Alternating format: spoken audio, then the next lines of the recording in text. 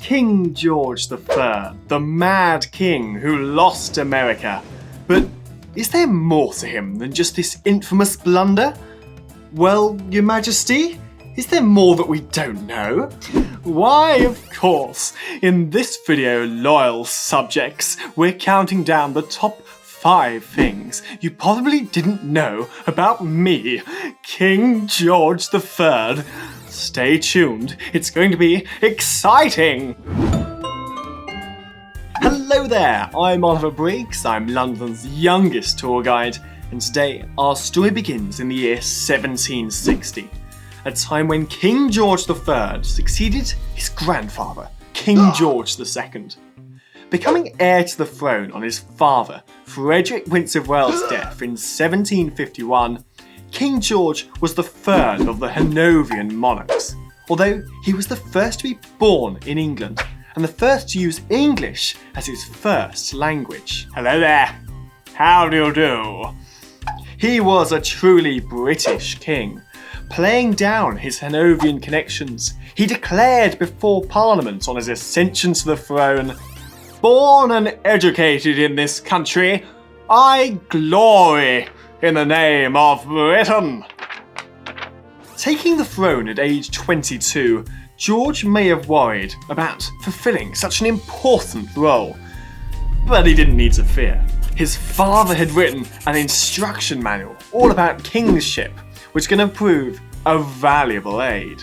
Speaking of studying, King George was quite well versed in astrology, being the first king to study science as part of his education.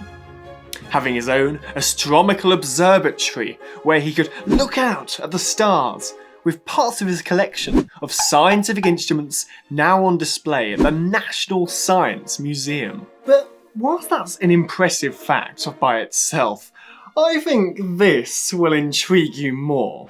Did you know that the planet Uranus was originally named the 𝗁𝗔𝗄𝗃, the George Star, after King George III? But why? Well, William Herschel had discovered it using a 40-foot telescope that was funded by the king.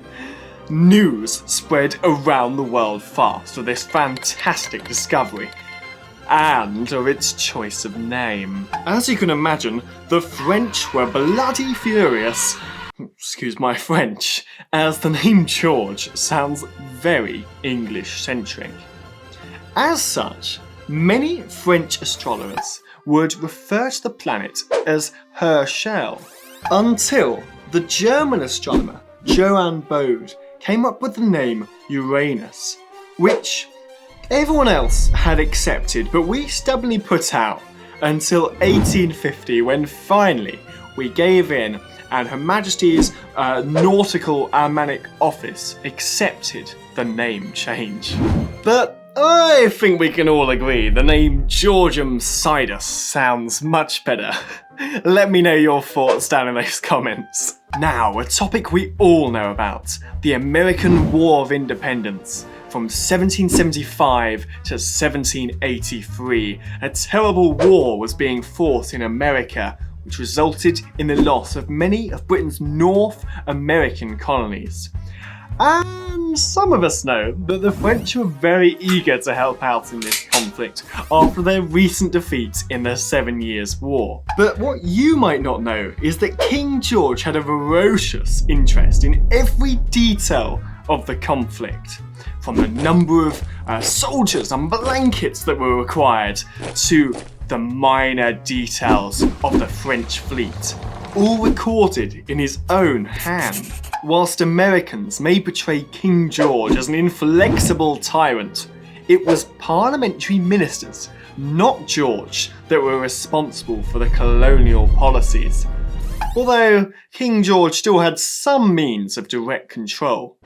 Lord Hillsborough once quoted George as saying, "Well, do you choose it to be so? Then let it be." Such was his investment that at one point during the conflict did King George draft an abdication speech following the Battle of Yorktown in 1781. Fortunately, that wasn't needed, and he would go on to become the longest reigning king in British history. Times of celebration call for fantastic style, and King George certainly had no need to worry about transportation. In 1760, George III commissioned the Gold State Coach, an enclosed 8-horse-drawn carriage still used by our wonderful Queen today. Built in the London workshops of Samuel Butler, it's been used for every British monarch coronation since George IV. Sadly, the coach's great age, weight and lack of manoeuvrability have limited its uses to coronations, royal weddings and jubilees of the monarch. It's currently housed in the Royal Mews of Buckingham Palace. And talking of Buckingham Palace, it was George who first bought the palace in 1761. But at the time it was called Buckingham House and would be used as a comfortable family home for Queen Charlotte. At the time, the wonderful St James's Palace was like the Georgian Buckingham Palace. Many court functions were held here. It wasn't until Queen Victoria's reign that the royals finally moved into Buckingham as their official royal residence. For the time being, Buckingham House would remain known as the Queen's House. Don't forget to hit the like and subscribe button. Go and click on that video up there. Oh yes, that looks like a good video. I order you as the King of England, King George III. Go and click that video up there. That one down there is also pretty good. Good day.